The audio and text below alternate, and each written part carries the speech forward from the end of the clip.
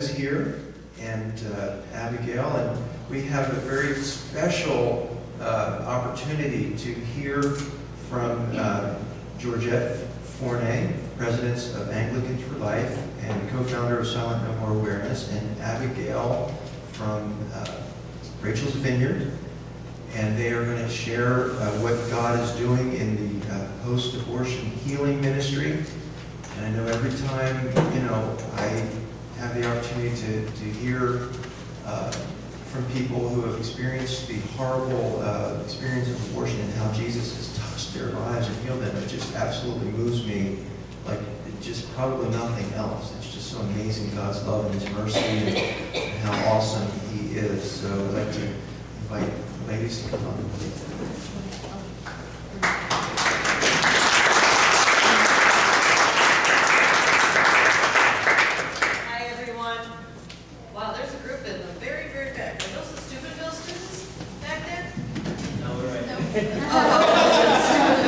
There's another group of kids. Hey, great to have all you guys here. Okay.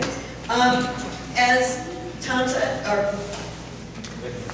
Tom said, my name is Georgette Forney, and my day job is that I'm the president of Anglicans for Life, and Anglicans for Life and Priests for Life. Some of you might have heard of Father Frank Pavone and Priests for Life. Well, Father Frank and Janet Morena and I started something called the Silent No More Awareness Campaign back in 2002. And, it's really interesting when God shows you and gives you an idea and a vision and inspires you to do something. It's really quite scary, and you kind of think there's no way I can do it. And so He shows you just a little bit of what He's calling you to do, and you start out, and you have really no clue what you've said yes to. And that's what happened to us with the Silent No More Awareness Campaign, in the fact that when we started out inviting women and men who have had abortions to stand up and share their story, and in essence, be silent no more, we had no idea what was going to happen. And it was really by God's grace, as we've talked about so much tonight, that we've been able to do this incredible campaign. We now have people, over 10,000 people registered with the Silent No More Awareness Campaign from 67 different countries. Over 5,000 testimonies have been shared publicly at all over, we're right around the 900 mark in terms of the number of events that have happened worldwide, where women are standing up and sharing the truth of what abortion has done to them, has done to us personally. Abby's going to come up in a little while and share her testimony, so I'm not going to share mine. Instead, what I want to do is I want to give you the context of abortion from the woman's perspective. As we know, and the basis of everything we do is founded in the fact that our children have died from abortion. We are now women who have grieved our loss, our child's death, the murder we allowed to be committed, paid for, decided on, made that choice to do. And we have been forgiven by God's grace. And now we are being silent no more to help other women understand what really happens to them because of what happened to our child and what happened to us. We realized that our voice needed to be a part of this issue. And when people talk about abortion and they talk about the baby, that's really critical. But if we aren't talking about what happens to the woman, what happens to the father of that baby as well, we're leaving out a critical dimension.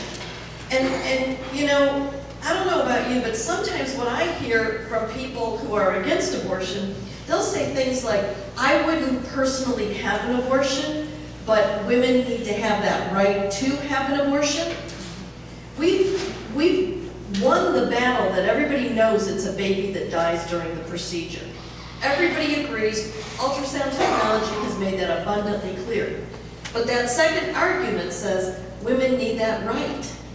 So what our campaign is all about doing is helping people understand that the right to abortion is wrong for women. The right to abortion is truly wrong for women's health and well-being as well as our children. So let me just give you some statistics. When we talk about women having abortions, how many women do you think are having an abortion? Well, in 2008, according to the Alan Guttmacher Institute, which is the greatest resource for abortion numbers because they actually get all their statistics from the clinics, we know that a third of all women under the age of 45 have had an abortion in this country. A third of the women under the age of 45 have had an abortion. Now, what's really remarkable to me is when I started doing this work back in 1998, that number was actually 43%. Because we were looking at 1.8 million abortions, 1.6 million abortions. The abortion numbers have come down. So in essence, there's fewer women having abortions. But what we need to understand also is that the majority of abortions, almost 50% of abortions taking place in this country, are repeat abortions. And what we know from the women who come to be part of the Silent No More awareness campaign is that we oftentimes will not only have one abortion, we won't just have 2 abortions, we won't have 3 or 4, 5 or 6 are more like what happens. And to understand why we have so many abortions, it's important to understand what's really happened to us. I don't like the word victim because it makes me feel weak, and I'm a type A personality, but that's another story. But the point being is that in many ways, women are a victim of the abortion process. We have been exploited, and I believe that what happens, and what I know from my sisters that are part of the Silent No More awareness campaign, the girls that stand up and talk about having 7, 8 abortions, is that the trauma of that first abortion is never properly dealt with. The traumas that happened in their lives prior to the abortions. Yesterday, I read a book from another woman who wrote her story about her abortion. And it started out with years of being unwanted and unloved and moved from home to home, being abandoned by her mom, who didn't feel that she was qualified to take care of her. The issues that so many of us face that cause us to, in essence, have been a victim of not being loved in so many cases, or being abused sexually. So that what the message has been given to us is, we're only worth something if we're sexually attractive. And the trauma of abortion, the trauma of being 15 years old, 14 years old, as our friend was saying earlier, 12 years old, of having your legs put in stirrups and having a vacuum cleaner inserted into your body and your child ripped apart, ripped from your womb, is more than you can physically and emotionally handle. So what do? We shut down. And we don't deal with the pain. I put my abortion in the closet. I put on the good face and I was fine afterwards. I was relieved. But deep down inside, other issues were happening for me that I wasn't dealing with, and it took me 19 years to finally deal with. What we know is that the repeat abortions are happening because there is trauma and there is pain and nobody is dealing with the real issues. We know that age 18 to 29, 68% of the abortions are happening to that age group. We know that the number of women in the Black community that are having abortions is disproportionate to their population. African American women in this country represent 12 to 13% of the population, but they're having 37% of the abortions. I worked with a girl 2 years ago that had 3 abortions before I met her. I helped her have her baby. After she had her baby in November, she had another abortion in March, and she had another abortion in September. This girl has been traumatized since the age of 7. She's been sexually abused. She's had more issues than I can even begin to describe. And we have to understand that the African American community is particularly targeted.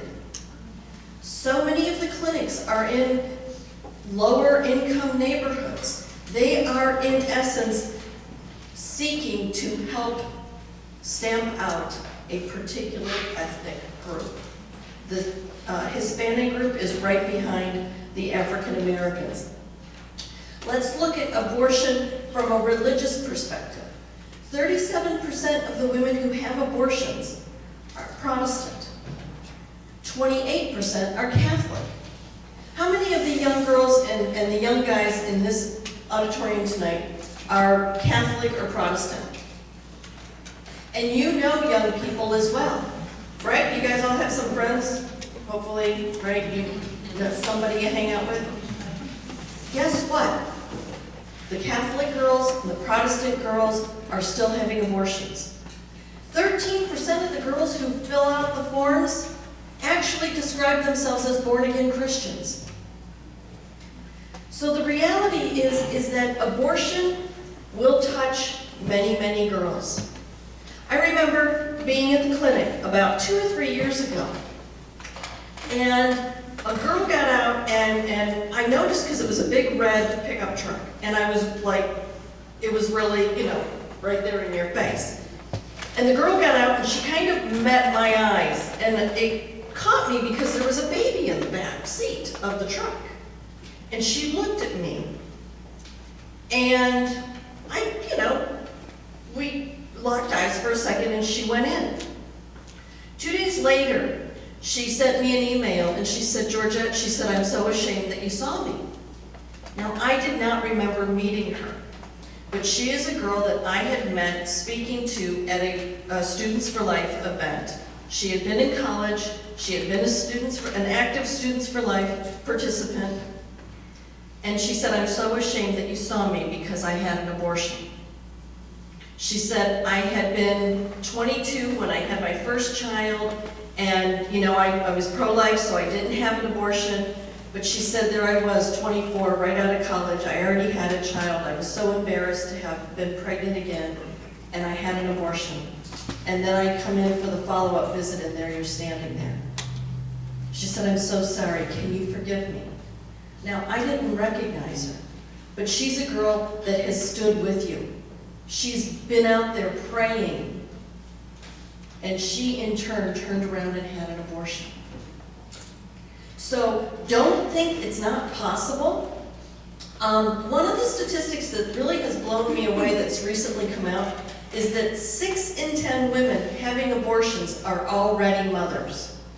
So, they know it's a baby. The majority of the abortions that are being performed are performed 12 weeks and younger. There are only, don't we love how we have to use these euphemistic kind of words to help put it in perspective. 12% of the abortion procedures happen after the 12-week mark. So 88% of the abortions are 12-week and younger. It's always important for me to remind everybody why women have abortions, because when everybody's out there and they're discussing things politically and everybody's talking, everybody talks about the fact that we need to keep abortion legal for the rape and incest victims. But we know that only 1% of the abortions that take place in this country are for rape and incest victims. 3% of abortions that take place are for children who have had some sort of fetal anomaly and the doctor has recommended the baby be terminated. 3% are also done for the sake of the mother's health. Now let me say a little word about this 6% of the women who are having abortions for the health of their child or their own health. These women are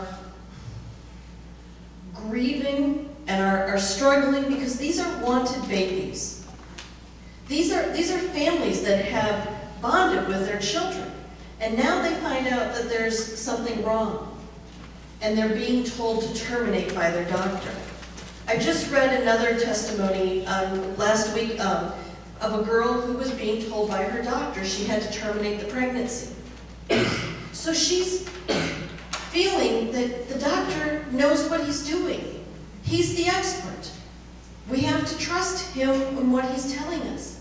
So she went ahead and terminated the pregnancy. She's dealing with all kinds of grief. But when they are sold this message and the doctors are not dealing with the needs of the woman or her family, this is what they're dealing with. And they're part of this whole number. These women are really, it's very hard to console them. And really, I encourage you, if you know of anybody that's getting this kind of information and are being told to terminate a pregnancy, there is a wonderful website called Be Not Afraid. BeNotAfraid.net. Not .com, not .org, net. BeNotAfraid.net. And it's really critical that we start recognizing and addressing these issues, because some of the girls that are coming into these clinics are also these women. And you know, it's really important that we're sensitive. We don't want them to have abortions either, but we have to help them and recognize that they're scared in a completely different way. 65% of women who have abortions are going to tell you that they feel pressure by somebody to have the abortion. It might be that their husband is saying, we can't afford another child. It might be that parents are telling this girl that if she wants to have this baby, she's not welcome in this house anymore. She's not going to bring shame on the family by going through an unplanned teenage pregnancy. Employers will oftentimes in training imply that if you get pregnant, you can lose your job. The reality is there's a Pregnancy Discrimination Act, so nobody should be able to lose their job. But a young 19, 20, 22 young girl doesn't know these things. So we have to help them understand their rights. And sometimes, you know, a boyfriend will say, oh, you know, I love you so much and I really want to have a baby with you, but now's not the time. Let's get an abortion and we can have a baby down the road. And we buy into it because we're afraid of losing his love. So 65% of the women experience some level of pressure or coercion. It's important for us to recognize this. Now, there's a couple of things. There's this concept. You guys are out, you're here because you're going to be out in front of the clinics. You're thinking about praying there, you're thinking about being present. If not in front of the clinic, at home, praying on your own. And I want to lift up to you some ideas about how to pray.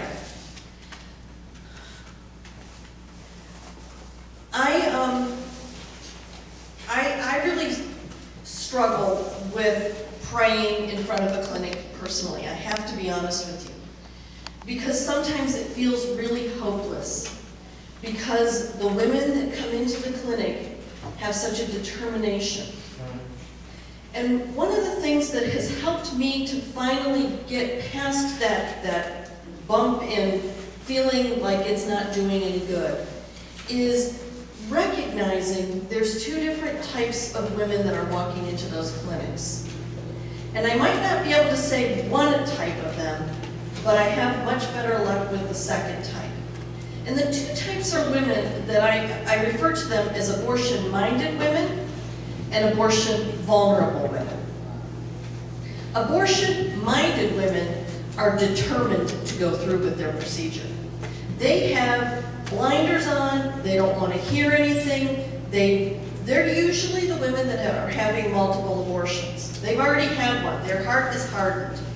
They've shut down emotionally, and they wanted this baby maybe oftentimes, but again, nothing changed in their lives after that first pregnancy that turned into an abortion. So they cycle through, it's called traumatic reenactment, and we cycle through and we repeat, we get pregnant again with that replacement child, but nothing in the situation has changed. So now we have to have an abortion again. So now I'm just going to do it. I'm not going to think about it, and I'm just going to go through with this procedure. And she is, I remember watching one girl walk across the street. She was on the other side of the street. She was coming across that crosswalk. And she had, I mean, she looked like a linebacker ready to plow somebody down if they got in her way. She was so determined. She scared me. And I stepped aside. And she was abortion-minded. She was clearly not in discussion mode. On the other hand, we have abortion-vulnerable girls. These are the women that we really, actually I can't say that. We need to be praying for both of them. Because they both have, their hearts are hard, their hearts are in pain. So, but the abortion vulnerable girl, she's looking for help. She's looking for somebody to say, hey, we'll come alongside you and we'll help you. We'll take you to the clinic so you can see an ultrasound of your baby. We'll provide you with the support system that you need. Because you see, the girls have bought into the lie that Planned Parenthood tells them nobody loves them, they're not worth anything. So it's critical for us to be able to say, here's the name of the pregnancy center. Here's the name of the ultrasound mobile machine. Let us take you there. Let us be there for you. We will come alongside you. You know, what it is, folks, is that culturally, our society has come to depend upon abortion, so nobody has to deal with the girl's unplanned pregnancy. Nobody wants to get their hands dirty. But golly gee, that's what the church is supposed to be doing, helping the widows and orphans. And in today's society, those widows and orphans are those girls. We have got to reach out with the love of Christ and show that in our face, not with judgment, but with our hand extended, with a smile on our face, helping them to see for the first time somebody loves them. They feel worthless. They feel so judged. We feel so ugly and so dirty. We feel so unworthy. They don't know about God at all. They don't know Jesus loves me. They don't get those things, so we need to be that for them. So please, and here's the special message for all you men in this room. Okay? As we're praying for the woman, you guys need to be praying for the guys. Because you see, the guys need to get some, excuse the phrase, cojones. Okay? We got to get men to act like men again. It's time for the men to stand up. And I could get on a whole other soapbox about that, but I'm not going to. But I am going to say that if you're a man standing in front of the clinic praying, you need to be praying for the father of that baby. You need to be praying that that father will have the courage to walk into that clinic and say, my child will not be killed. I will stand up. I will marry you. I will love you. We will work this out. I remember standing across in the room from the father of my baby. And I remember thinking, just tell me you're going to stand up and help me. And all his message that he heard from everybody was saying, it's your body, Georgette. It's your choice. I don't have a say-so in this. He bought